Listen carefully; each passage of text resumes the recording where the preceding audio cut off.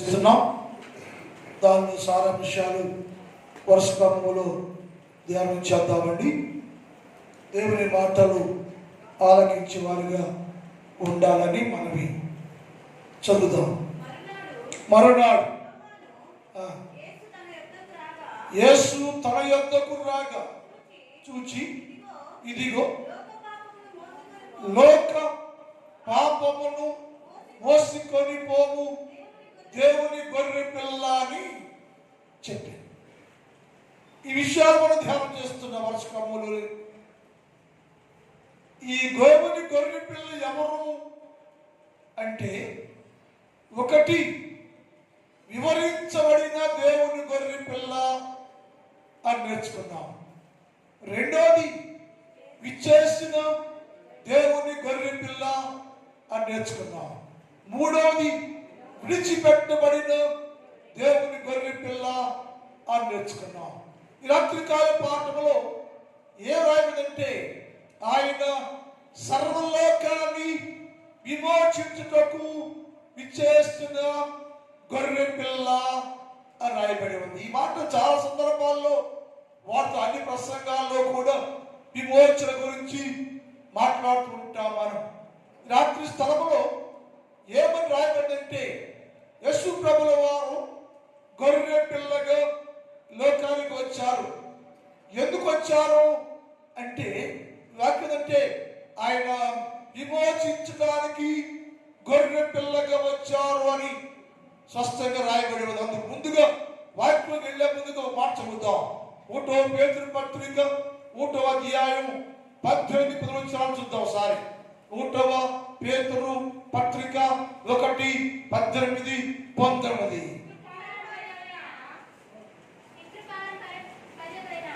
పితృపారంపర్యమైన మీ వ్యర్థ ప్రవర్తన విడిచిపెట్టి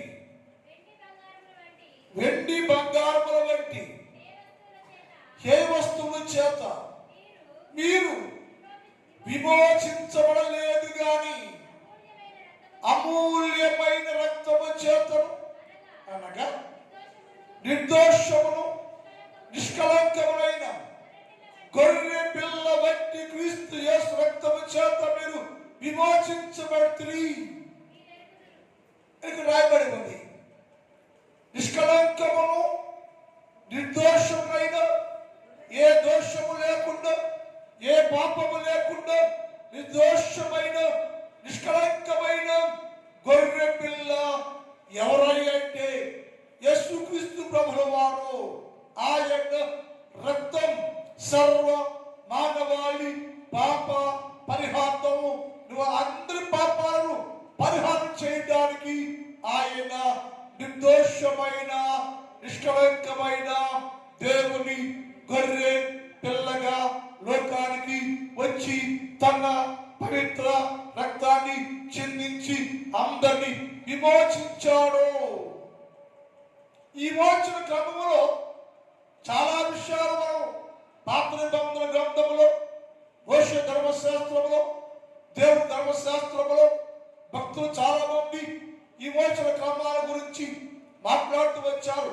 అయ్యా మేమందరూ విమోచన లేకుండా, అయ్యో విమోచన లేదు, విమోచించే నాదుడే భూలోకంలో లేడు, ఎవరు వినిపిస్తారయ్యో విమోచిస్తారయ్యో మా శ్రమలో నుంచి, మా శోధంలో నుంచి, మా పొందకాల్లో నుంచి, మా జీవన విధానం నుంచి ఎవరు మమ్మల్ని విడిపిస్తారో అర్థం కావట్లేదయ్యా అన్నప్పుడు భక్తుడు యెషయా ఒక మాట మాట్లాడారు.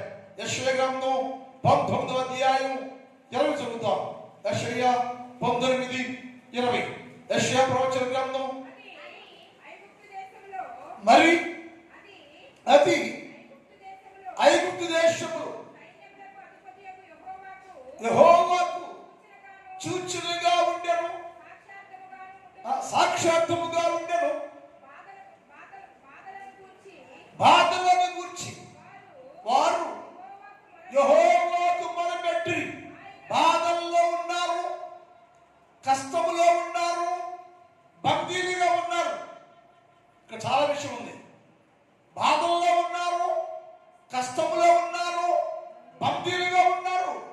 బాధలో ఉన్నామయ్యో బందీలుగా ఉన్నామయ్యా, కష్టాల్లో ఉన్నామయ్యా, విమోచన లేదయ్యా, విడుదల లేదయ్యా, ఇక్కడే మేము ఇలాగే సమాధి చేయబడాలో, కృషించిపోవాలో ఏంటయ్యా అని వారు యెహోవాకు మొరపెడితే ఆ మొర వలన గొప్ప సూచక్రియ చేస్తున్నాను నేను అని దేవుడు సెలవిచ్చాడు. చదువు.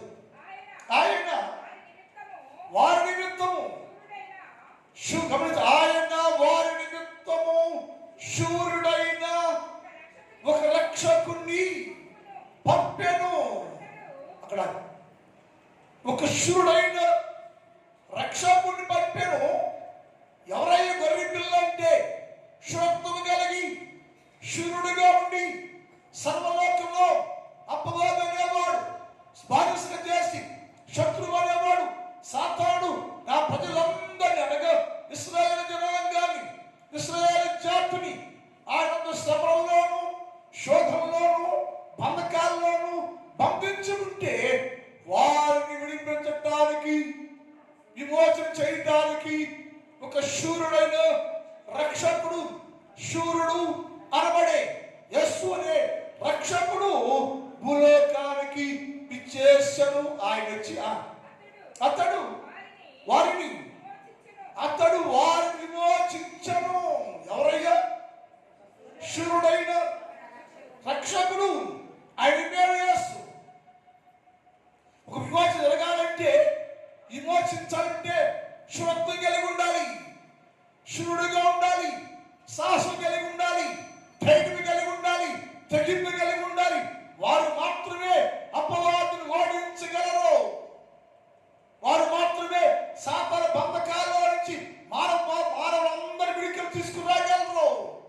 అందుకోసమని వాటిని మొరపెడుతూ ఉంటే, ఏడుస్తూ ఉంటే దేవుడు చెప్పాడు, నేను శూరుడైన రక్షకుడి అనగా యేసు క్రీస్తు ప్రభువే గొర్రె పిల్లను నేను భూలోకానికి పంపిస్తున్నా, ఇచ్చేస్తాడైన వచ్చి వారందరినీ, వారందరంటే బంధకాల్లో ఉండి, బాధల్లో ఉండి, సాతాను సంఖ్యల్లో ఉండి, శోధనలో ఉండి, విమోచన కొరకు ఎదురు చూస్తున్న వారి అందరినీ ఈ రక్షకుడు అనే శూరుడనే రక్షకుడు గొర్రె పిల్లగా వచ్చి విమోచిస్తాడయ్యా, వారి విమోచన కలుగుద్దయ్యా.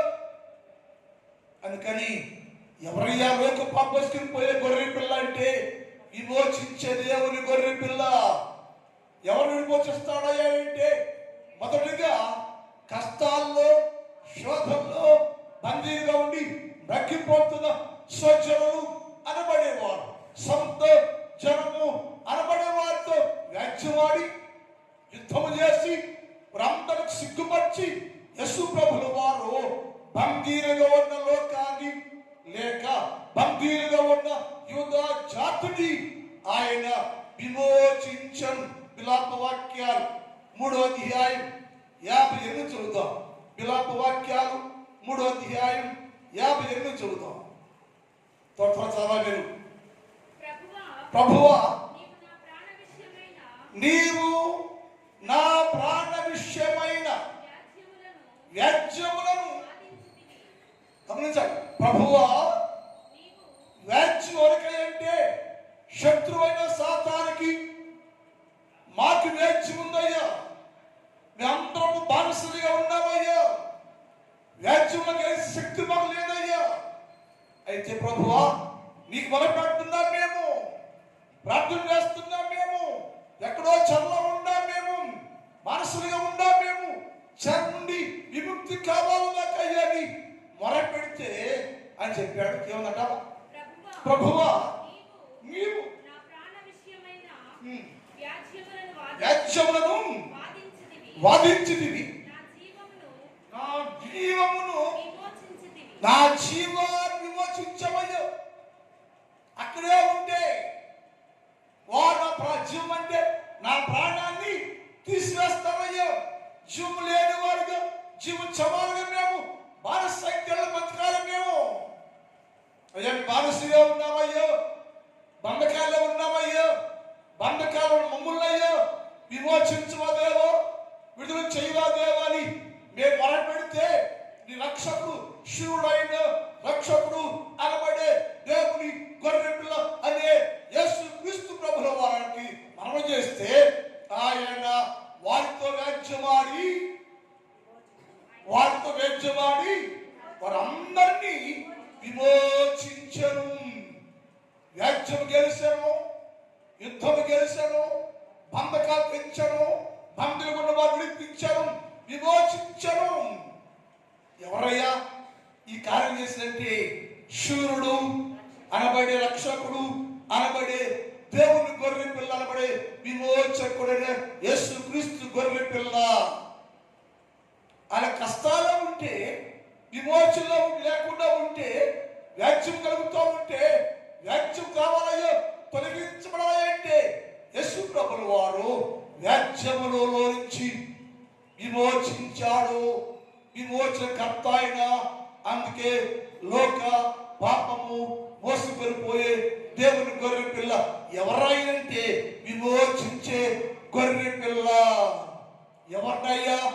సొంతైన ప్రజలు, తన ప్రజలైన యూదా జాతిని, తన ప్రజలైన ఇశ్రాయేలుని లోకములో ఎవరైతే సాతాను బంధకాలు, పాపము బంధకాలు కృషించిపోతున్నారో అట్టి వారందరినీ విమోచించడానికి వ్యాజ్యమాడి, యుద్ధమాడి అక్కడి నుంచి తన ప్రజలు పడే వారందరినీ విమోచించే దేవుని గొర్రె పిల్ల ఆయన విమోచకుడు.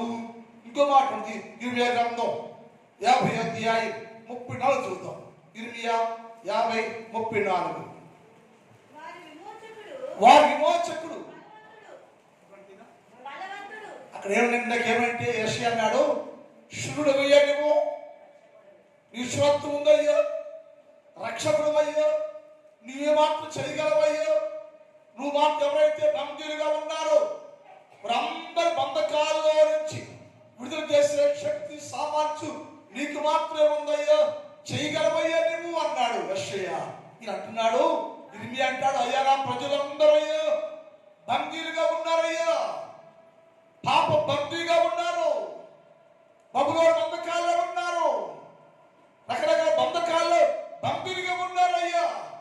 అలా బందీలుగా ఉంటే బంధకముల వైపు చూస్తూ ఈ బంధకాలు ఉండాల్సిందేనా? ఈ బంధకాలు భరించాల్సిందేనా? ఆ విడుదల లేదా? విమోచన లేదా? ఇక్కడ కృషించిపోవాలా, ఇక్కడ నశించిపోవాలి, ఇక్కడ కృషించాలా అని వాపోతూ ఉంటే, ఏడుస్తూ ఉంటే అని అంటున్న మాట వచ్చదమ్మా.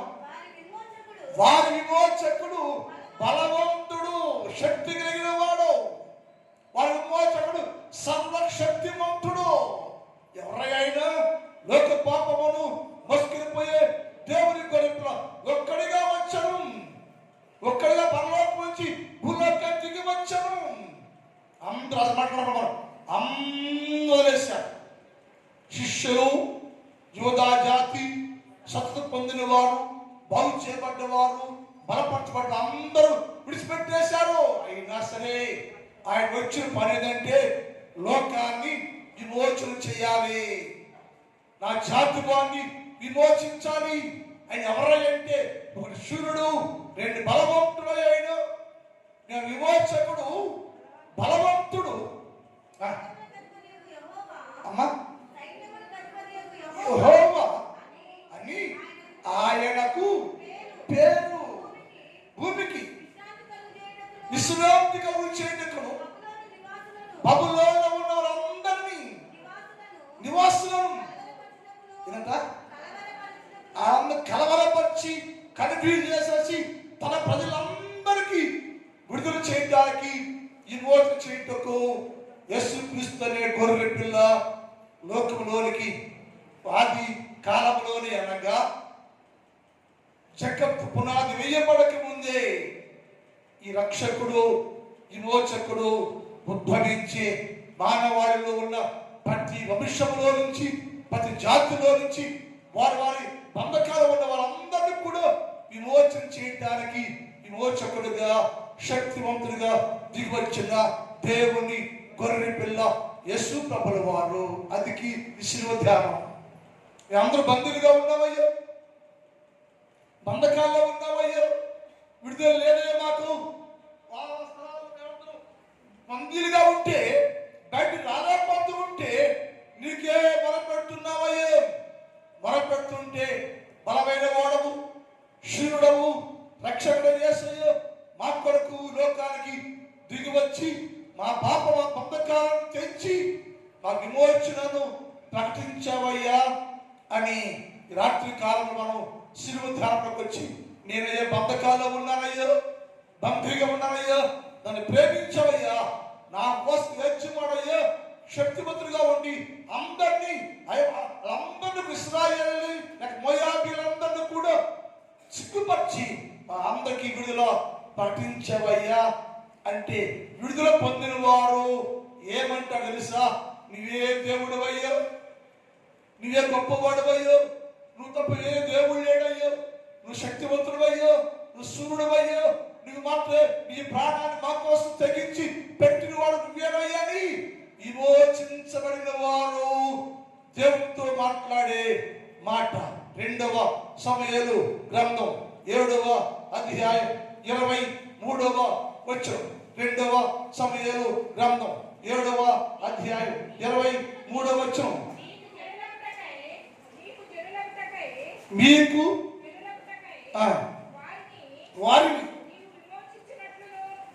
వారిని నీవు విమోచించినట్లును నీకు ఖ్యాతి. ఎందుకంటే యేసు ప్రభువుల వారు ఎప్పుడైతే వారు విమోచించాడో, వారు విమోచించడం వలన ఖ్యాతి, దేవుడికే ఖ్యాతి, దేవుడికే మహిమ, దేవుడికే ఘనత.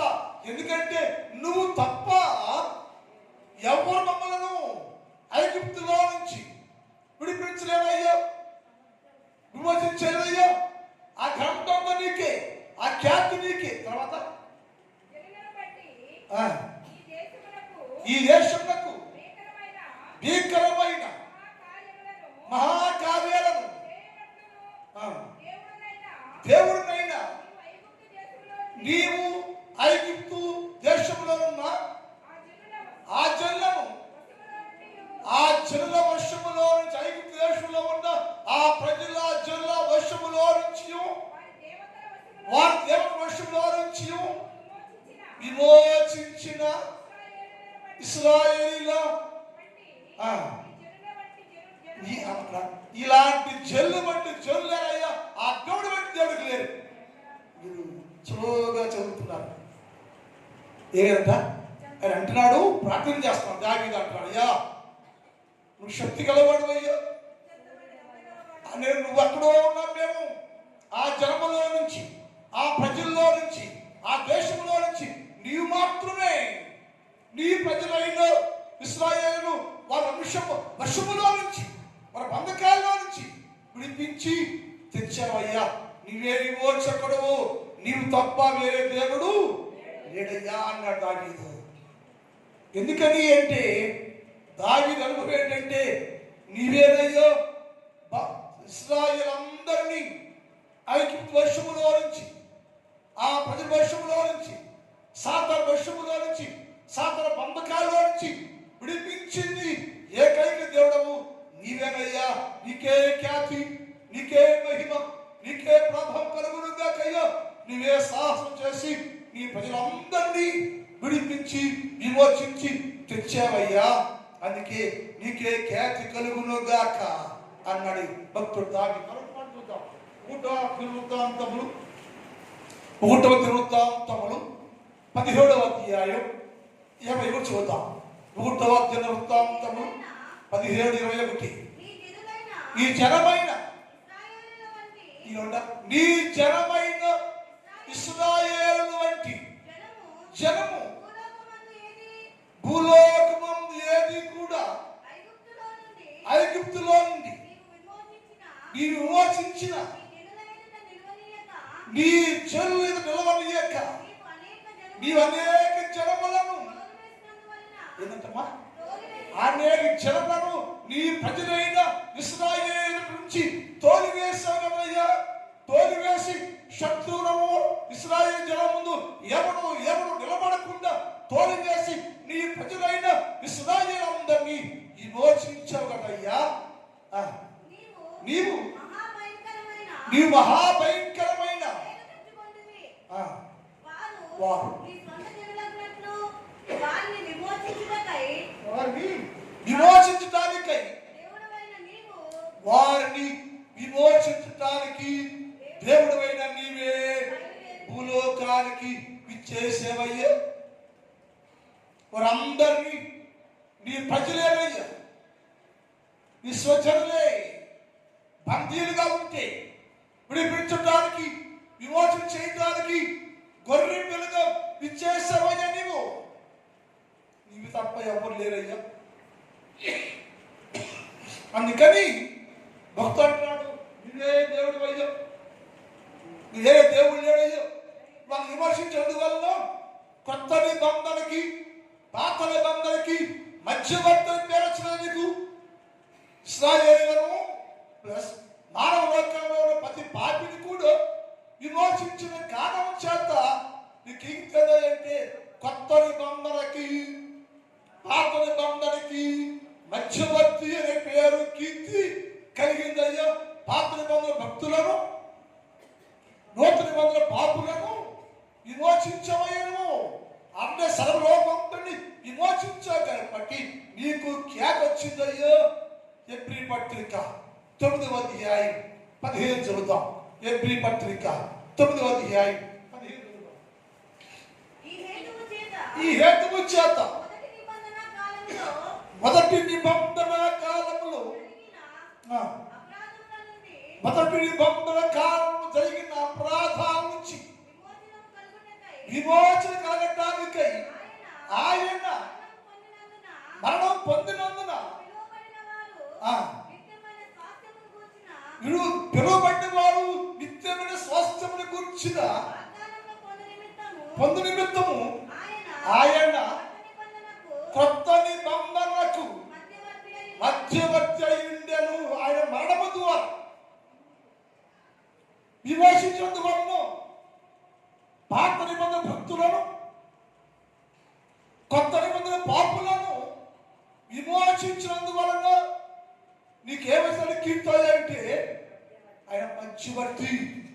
పాత నిబంధన పాపాలు పరిహరించావయ్యో, కొత్త నిబంధన విశ్వాసం మార్చావయ్యో, ప్రతి ఓరు విమోచించావయ్యో. ప్రతి ఒక్క విమోచించి పాత నిబంధనను కొత్త నిబంధనకి మధ్యవర్తిగా ఉండి అనేకులను విమోచించిన ఏకైక దేవుడయ్యా. అందుకే నీకు కొత్త నిబంధన మధ్యవర్తి చెప్పబడిందయ్యా. ఆయన ఒక్కడే, ఆయన పేరే క్రీస్తు యేసు నరుడు. ఆయన పేరే లోక పాపం దేవుడు పాపం మోసుకొని పోవు దేవుని గొర్రె పిల్ల. ఆయన మాత్రమే అందరి పాపాలను విమోచించే విమోచనకర్త అన్నారు. 1 తిమోతి పత్రిక 2వ అధ్యాయం 5 వారు చదువుదాం. త్వరగా 1 తిమోతి పత్రిక 2వ అధ్యాయం.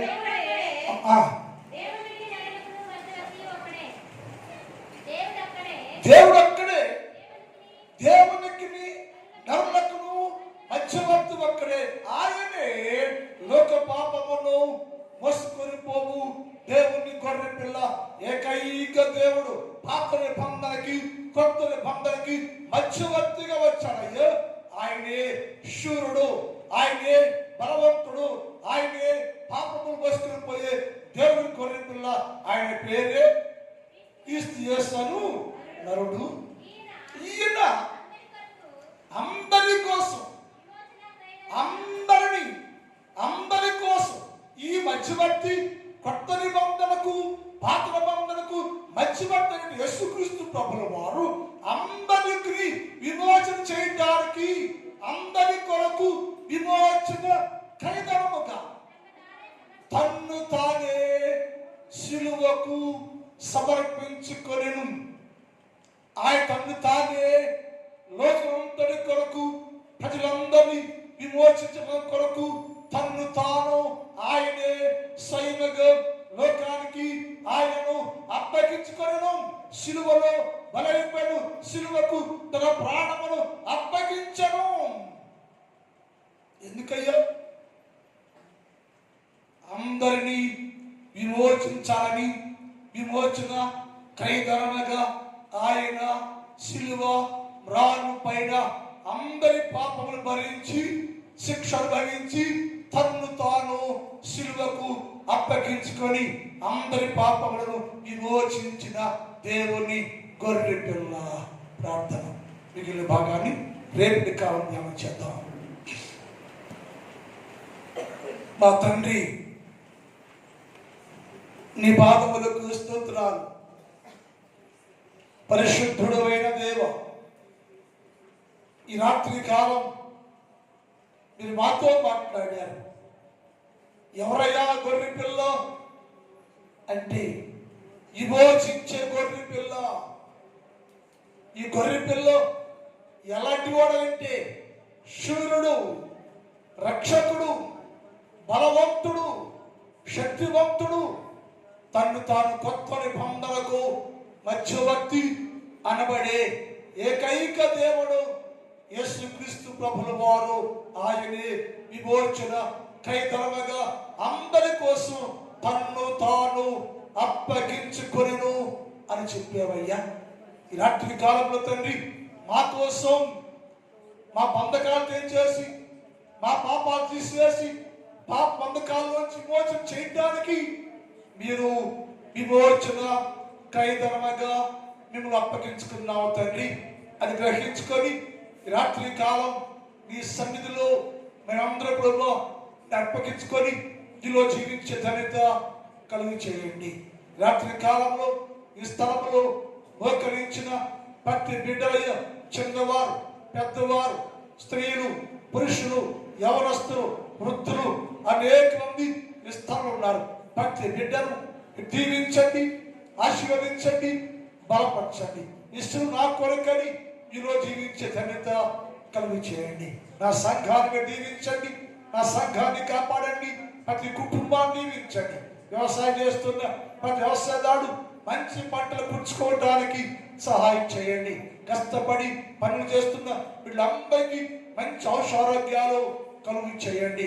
పరీక్షలు రాస్తున్న వీళ్ళందరినీ దీవించండి. మన పరీక్షల్లో ప్రతి సబ్జెక్టులో ఫస్ట్ ర్యాంకులో పాస్ అవ్వడానికి గొప్ప కార్య విజయాలు దయచేయండి.